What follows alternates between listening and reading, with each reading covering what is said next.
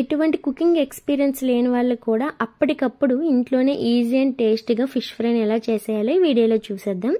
ఈ ఫ్రై కోసం ముందుగా ఇక్కడ చేప ముక్కలకి నేను చూపిస్తున్న విధంగా అన్ని మసాలాలన్నీ పట్టించి బాగా కలుపుకోవాలి. ఇంకా లాస్ట్లో 2 టేబుల్ స్పూన్లు కార్న్ఫ్లోర్ని, 2 టేబుల్ స్పూన్లు శనగపిండిని, కొంచెం కరివేపాకుని, కొంచెం ఫుడ్ కలర్ని, కొంచెం వాటర్ని కూడా యాడ్ చేసుకొని బాగా కలుపుకొని ఐరన్ తవా ఉంటుంది కదా, దానిపైన కొంచెం కొంచెం ఆయిల్ని యాడ్ చేసుకుంటూ ఒక్కొక్క చేప ముక్కను వేసుకొని ఫ్రై చేసేసుకోవడమే. అయితే ఫిష్ ఫ్రై అనేది మనకి డీప్ ఫ్రై కన్నా ఇలా షాలో ఫ్రై అయితే చాలా బాగా వస్తుంది. బయట క్రిస్పీగా లోపల జ్యూసీగా భలే ఉంటుందండి.